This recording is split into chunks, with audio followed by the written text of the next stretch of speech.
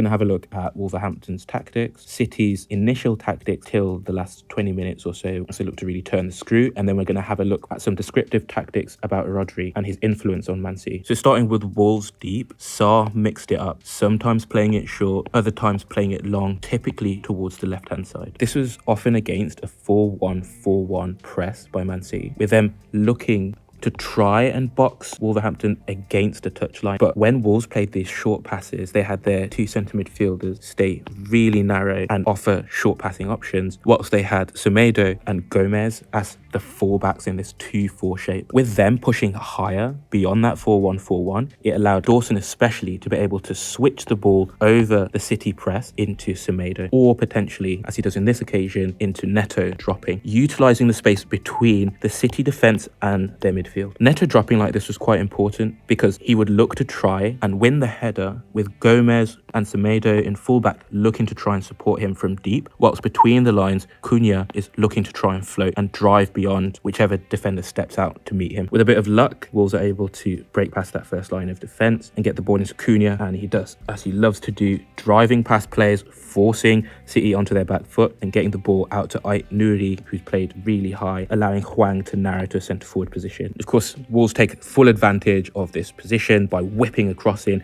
and they have numbers here. So now we get to see them set up into their 3-1 or 3-2 shape. The near-sided centre midfielder here, Gomez, is pushing higher to try and help out in that wide space, whilst Lemina is dropping to more of a CDM. In those wide spaces, there was a lot of rotation between the wide forward and the wing back to try and take advantage of the fact that Man City want to play in this 4-1-4-1, so the winger and the fullback are conflicted. If they push out, they'll be forced deeper, and that will allow Wolves to be able to push higher up the pitch. But if they stay in their line, stay compact, then they make it more difficult for Wolves to be able to pass into these central, really dangerous areas. But because of the positioning of the wing backs and the wide forwards, it makes it really difficult for Man City to be able to defend the underlapping run. And eventually they do manage to release Neto in this right-hand side, and he crosses. Fortunately for City, they're able to defend it, get in possession. They try to counter-attack, but given Wolves' numbers, they're able to prevent an easy escape and get back in possession. And we get to see Dawson doing his favourite pass of the game, clipping it out towards that right-hand side for Semedo and Neto. Unfortunately, it goes out for a throw-in. But then we get to see Man City set up into their preferred shape, which is this 3-1 or 3-3 shape with Kovacic as the holding midfielder. This was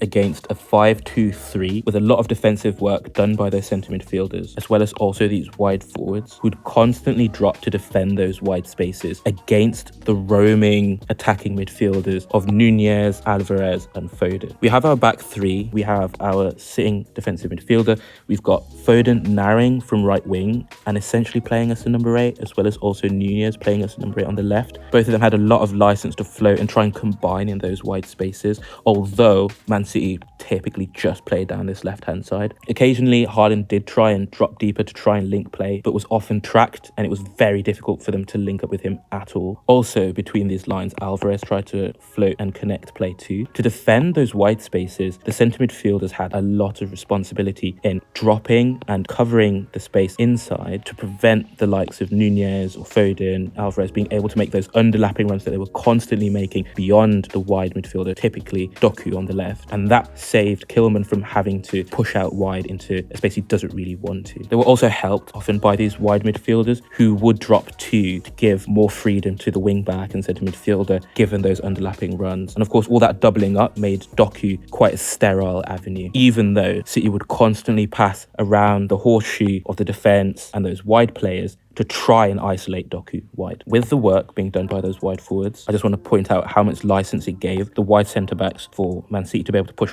really high, which they often did to try and engage a defender and create space elsewhere for others. Unfortunately, Kovacic and Foden get their wires crossed here, and Wolves managed to counter-attack through Neto, who was ridiculously cutthroat this game. On long goal kicks, Wolves typically try to have the near-side wing-back, wide midfielder and Cunha narrow to one side, and then they would look to try and contest the 50-50 or work off a flick on. Unfortunately, it didn't succeed that often. On this occasion, Manchester City are able to get back in possession, and whilst Wolves set up in that 5-2-3 shape, it was more of a contain from Manchester City goal kicks rather than them pressing with the intensity required. At this point, Calvin is the CDM with Bob and Walker as the fullbacks, and that's important because of how it affects their midfield shape. I should also mention that Wolves were really creative from their free kicks, looking to hit those centre-backs, Kilman, Dawson, Gomez, and have them header the ball to another player looking to attack it, hopefully unmarked due to the fact that all the tension's been drawn by the first point of contact. At this point, Man City were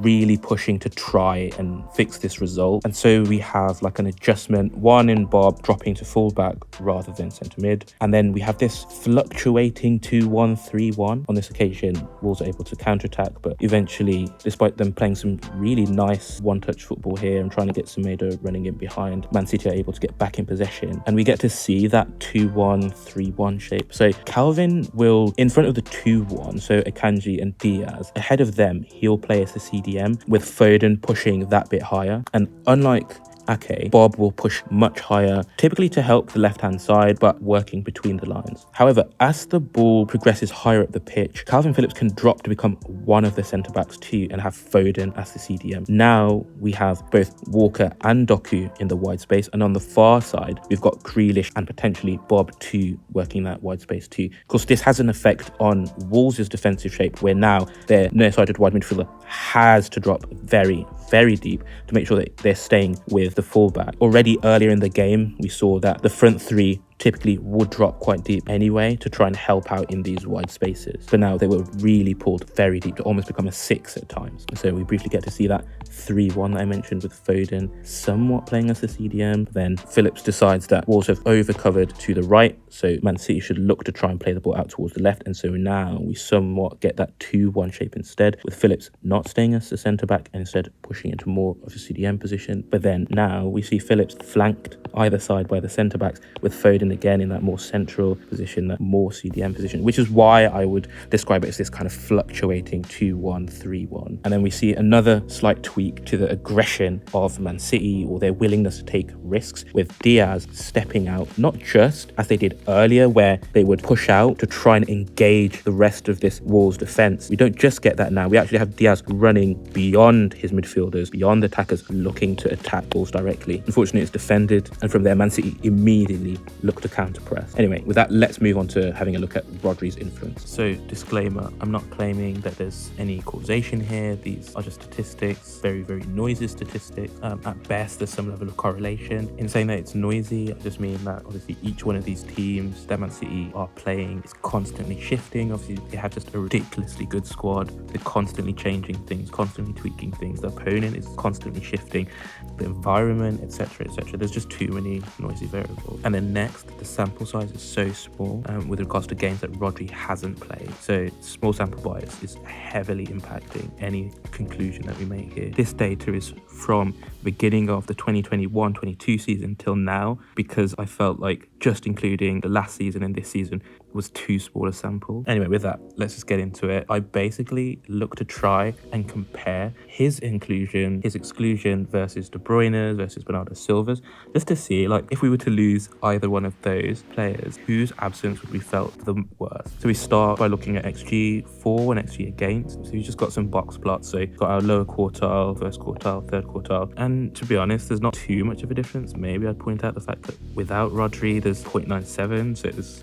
a decent chance of the opponent actually scoring a goal. And then with or without Bernardo or with De Bruyne, there's basically no difference. So I would expect, as we see in the goals conceded, that without Rodri, Man City suffer 1.22. So the opponents are obviously outperforming the XGs we saw above. It was 0.97. Next, I had a look at tackles in the attacking third. With or without Rodri, De Bruyne, it doesn't really make a difference. But Bernardo Silva, like, clearly whoever Man City replace him with in the final third, so we're thinking pressing the opponents in their defensive third, isn't as good as he is at being able to put in a tackle. Again, this isn't tackle success, but again, it's kind of minimal. One, because it's super close to the median, but then also for me to find it particularly interesting, I'd want it to be outside the box plot, which we have here. So ball recoveries without Rodri, it is dire. This is below the first quartile. So basically without him, they have one of their more difficult games when it comes to ball recovery. I mean, that's not entirely surprising given who the substitute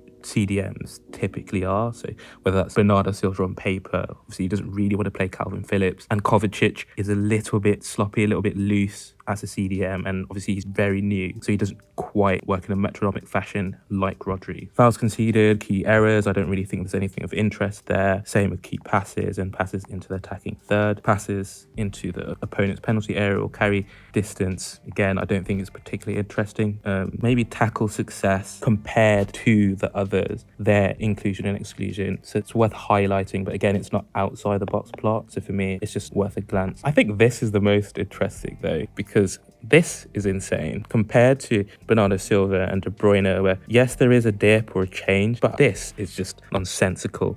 Although again, this is that small sample that I mentioned, it's only 9 games, so in that space of time there is a lot of chance for there to be bad luck, so I wouldn't necessarily want to draw too much into it. I guess the question that one would raise from this is, I pointed out, okay, they don't quite have any CDMs of his caliber. It's curious why Pep hasn't been able to find a solution for this. This is slightly different from my typical videos. I'd like to gauge interest. So if you'd want me to do more videos like this, looking at statistics, for example, one idea I had was trying to highlight positions using statistics where a team probably should be improving. I'd love to know. And with that, thanks for watching. If you enjoyed the video, consider sharing it on social media, giving it a like, subscribing. And with that, we're out.